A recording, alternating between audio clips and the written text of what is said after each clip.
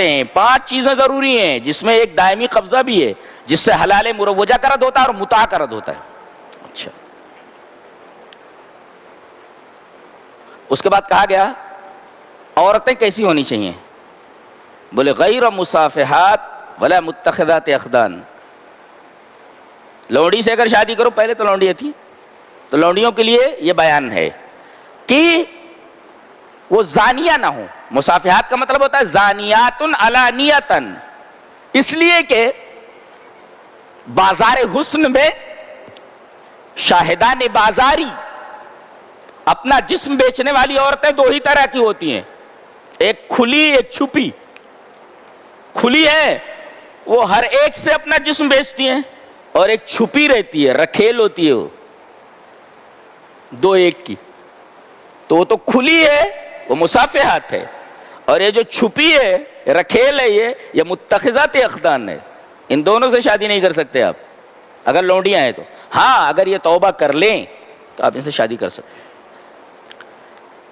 ایک سوال آیا کہ 2 لڑکے ایک لڑکی کے ساتھ لگے ہوئے تھے. ایک وکیل نے سوال کیا، اس کا جواب ابھی دے دیتا ہوں میں. 2 لڑکے ایک لڑکی کے ساتھ لگے ہوئے ہیں، تینوں غیر مسلم ہیں.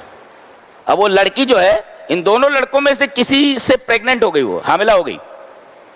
اتفاق سے تینوں مسلمان ہو گئے. اب اور دونوں اس لڑکی سے شادی کرنا چاہ رہے ہیں. سوال یہ ہے کہ بچہ کس کا ہے؟ معلوم ہو جاتا ہے ڈی این اے ٹیسٹ کے بعد کہ یہ بچہ کس کا ہے. لیکن شادی کس سے کرے؟ شادی لڑکی جس کو پسند کرے، دونوں چاہ رہے ہیں نا، لیکن لڑکی جس کو پسند کرے دونوں میں سے کسی ایک سے شادی کر لے. جائز ہے، کر سکتے. یہ بچہ کس کا ہے؟ ڈی این اے ٹیسٹ کے بعد بھی اگر معلوم ہو جائے کہ دونوں میں سے اس کا ہے تو اس کا بچہ نہیں مانا جائے گا، اس کی وراثت میں اس کا حصہ نہیں ہوگا. جی نہیں، وہ پرورش نہیں کرے گا اس کی، اس کا بچہ ہے ہی نہیں وہ، اگرچہ ڈی این اے ٹیسٹ کے بعد معلوم ہو جائے. اس لیے کہ حدیث ہے الولد للفراش وللآخر حجر، یہ جو بچہ ہے یہ باپ کا نہیں ہے، ماں کی وراثت میں اس کو حصہ ملے گا، باپ کی وراثت سے اس کو حصہ نہیں ملے گا. اس لیے کہ لڑکا ولد الزنا ہے، اور ولد الزنا کا باپ کی وراثت میں حصہ نہیں ہوتا. تو یہ بچہ ماں کے ساتھ رہے گا. وہ لڑکا انکار کر سکتا ہے، ٹھیک ہے میرا بیٹا ہے، لیکن شریعت کہتی ہے کہ میں اس کا ذمہ دار نہیں ہوں، اس کے پالنے کا، اس کے کھلانے پلانے کا. میری وراثت میں اس کا حصہ بھی شریعت نے نہیں دیا ہے. ولد الزنا کا حصہ شریعت میں وراثت میں نہیں دیا گیا ہے. جی اچھا، اس کی کوئی نظیر ہے؟ جی ہاں، امام ابو عبید بسند حسن ایک روایت لائے ہیں کہ حضرت عمر رضی اللہ تعالیٰ عنہ کے زمانے میں ایک لڑکے نے ایک لڑکی کے ساتھ زنا کر لیا. حضرت عمر ابن خطاب رضی اللہ تعالیٰ عنہ کے زمانے میں، دور خلافت میں، اور وہ لڑکی حاملہ ہو گئی. حضرت عمر نے پہلے لڑکے کو بلایا اور اس کو کوڑے لگوائے اس کو، اور لڑکی کا جب وضع حمل ہوا، بچہ پیدا ہو گیا، تو لڑکی کو بلا کر کے لڑکی کو بھی کوڑے لگائے گئے. اور اس کے بعد حضرت عمر نے اس لڑکے سے کہا کر لے اس سے شادی کر لے. اس نے انکار کر دیا، بولے میں نہیں کرتا، میں نہیں کروں گا اس سے. تو حضرت عمر کا اس لڑکے سے یہ کہنا کہ شادی کر لے، اس کا مطلب یہ ہے وہ جو ابھی مسئلہ میں نے بتایا کہ اس لڑکی سے کوئی بھی شادی کر سکتا ہے. دونوں لڑکوں میں سے جنہوں نے زنا کیا اس کے ساتھ، کوئی بھی اس کے ساتھ شادی کر سکتا ہے. بچے کا معاملہ ہے، بچے کا کوئی ذمہ دار نہیں، بچے کا ذمہ دار صرف اور صرف ماں ہے، اس کی وراثت سے اس کو حصہ ملے گا. حضرت عمر رضی اللہ تعالی عنہ کے اس واقعے پر امام ابن حزم رحمہ اللہ نے بڑا پیارا تبصرہ کیا ہے کہ اول من تہون الزانیۃ علیہ الذی یزنی بہا، کہ سب سے پہلے زانیہ عورت جس کی نگاہ سے گرتی ہے وہ اس کا بوائے فرینڈ ہوتا ہے. کیا بات، تب بہترین تبصرہ ہے. کیا نہیں کرتا شادی میں؟ تو سب سے پہلے زانیہ جس کی نگاہ سے گرتی ہے، سب سے پہلے وہ اس کا بوائے فرینڈ ہوتا ہے، اس کی نگاہ میں سب سے پہلے گر جاتی ہے. کبھی میرے ساتھ رہی، کسی کے ساتھ بھی رہ سکتی ہے، میں نہیں کرتا اس سے شادی.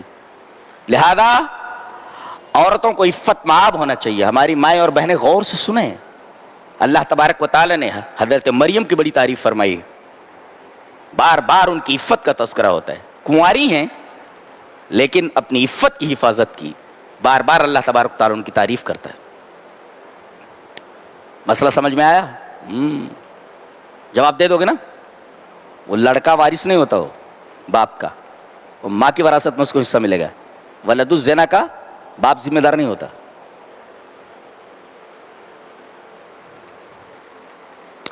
اس کے بعد کہا گیا خلق الانسان ضعیفا، انسان بڑا کمزور پیدا کیا گیا ہے. طاؤس ہیں، وہ روایت کرتے ہیں، وہ بتاتے ہیں کہ میں نے مرد کو عورتوں سے زیادہ کسی چیز کے بارے میں کمزور نہیں دیکھا. گویا مرد کہاں سب سے زیادہ کمزور ہوتا ہے؟ عورتوں کے سامنے، عورتوں کے بارے میں سب سے زیادہ کمزور ہوتا ہے. ہر جگہ سینہ تان لیتا ہے، یہاں سینہ نہیں تان سکتا، بیٹھ جاتا ہے. سٹ ڈاؤن، بیٹھ. تو طاؤس کہتے ہیں کہ میں نے مرد کو عورتوں کے بارے میں جتنا کمزور پایا ہے کسی اور چیز کے بارے میں کمزور نہیں دیکھا. سب سے زیادہ کمزور کہاں ہوتا ہے؟ وہ عورتوں کے سامنے ہوتا ہے. اور کہتے صنف نازک ہے. یہ پہاڑ جیسے آدمی کو جھکا دیا، کہا ہے کہ صنف نازک ہے بولے. اور ایک صاحب اور تبصرہ کرتے ہیں، بہت پیارا تبصرہ کرتے ہیں، کہتے ہیں کہ اب اس سے زیادہ آدمی کمزور کیا ہو سکتا ہے کہ ایک عورت گزر رہی ہے، المرأۃ تمر، ایک عورت گزر رہی ہے، خواہ مخواہ اس کو دیکھے گا جبکہ اس کو معلوم ہے کچھ ملنے والا نہیں ہے، پھر بھی نظر ضرور ڈالے گا. اس سے زیادہ کمزور کیا ہو سکتا ہے؟ کچھ حاصل نہیں ہوگا لیکن دیکھنے سے باز نہیں آتا. اتنا اچھا تفسیر ہے. خلق الانسان ضعیفا،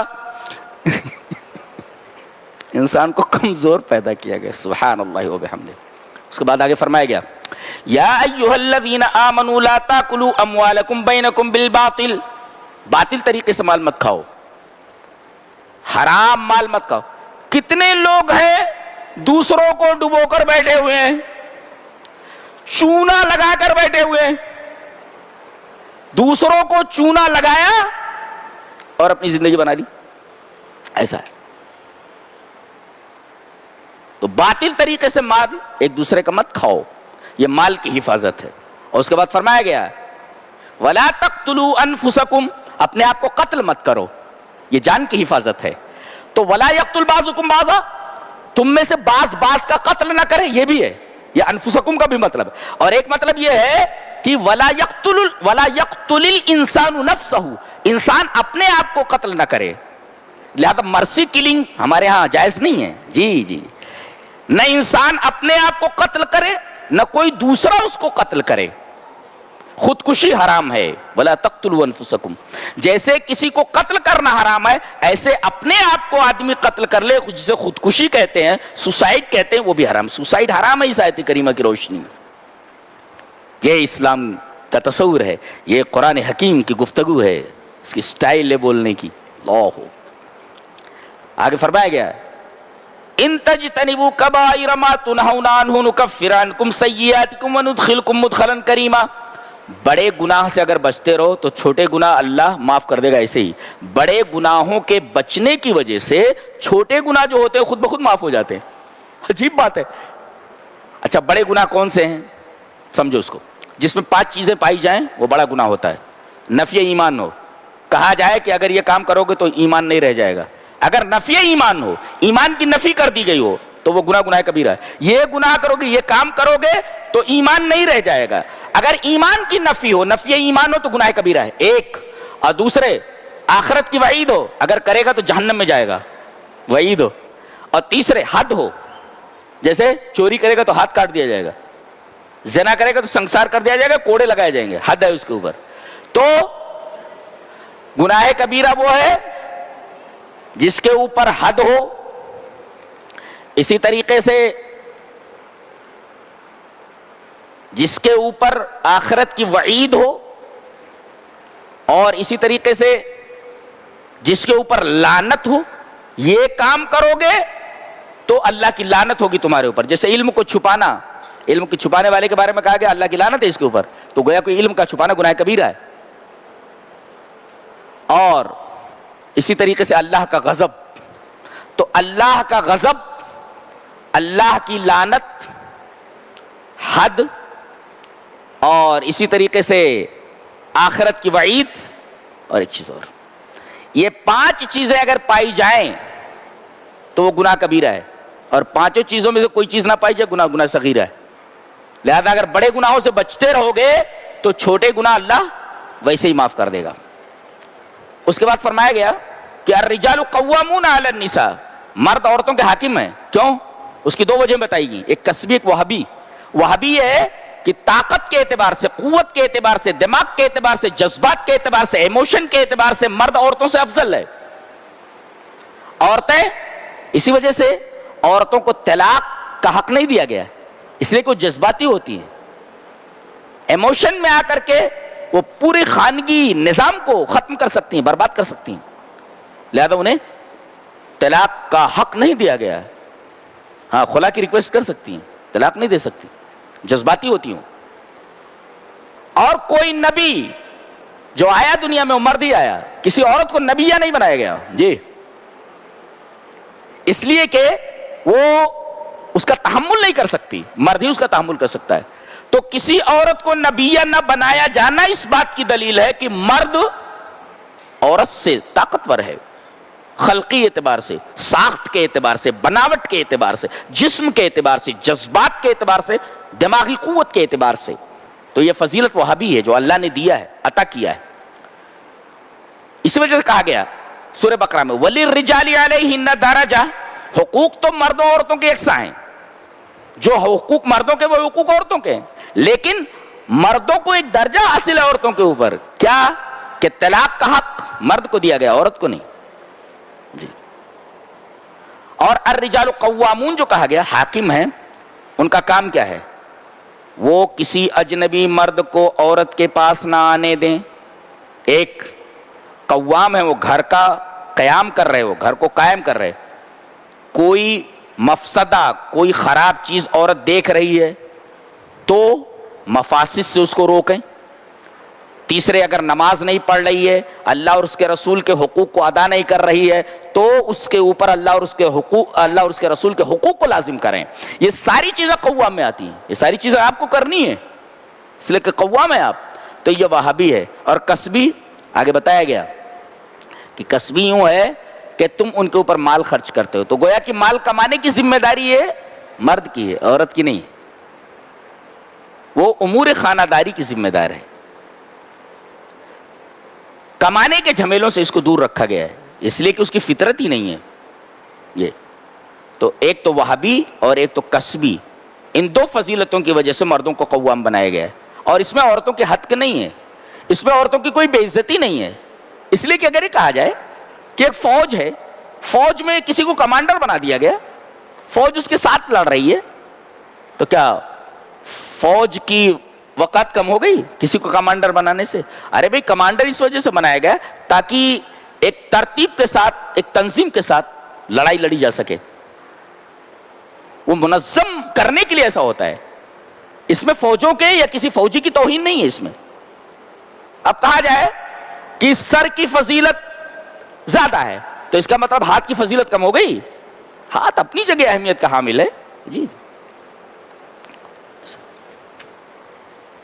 اس کے بعد کہا گیا کہ کبھی کبھی ایسا ہوتا ہے جہاں 4 برتن ہوتے ہیں وہاں کھنک ہوتی ہے.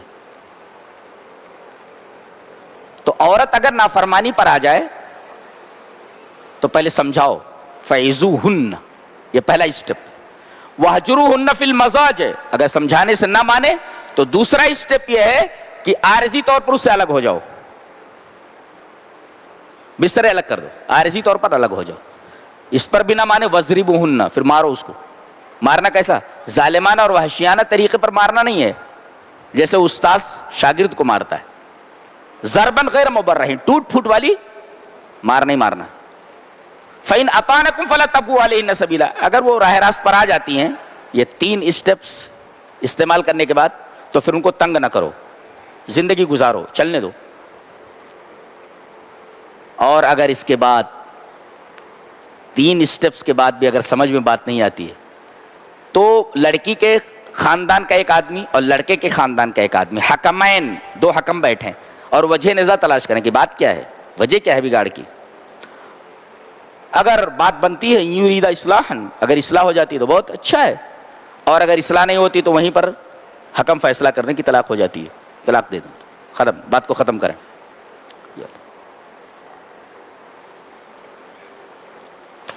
اس کے بعد حقوق بیان کیے گئے. سب سے پہلا حق اللہ کا کیا؟ وَاعْبُدُوا اللَّهَ وَلَا تُشْرِكُوا بِهِ شَيْئًا، اللہ ہی کی عبادت کرو، اس کے ساتھ کسی کو شریک نہ کرو. اللہ کا حق مقدم ہے سب سے پہلے. وَبِالْوَالِدَيْنِ إِحْسَانًا، اللہ کے حقوق کی ادائیگی کے بعد سب سے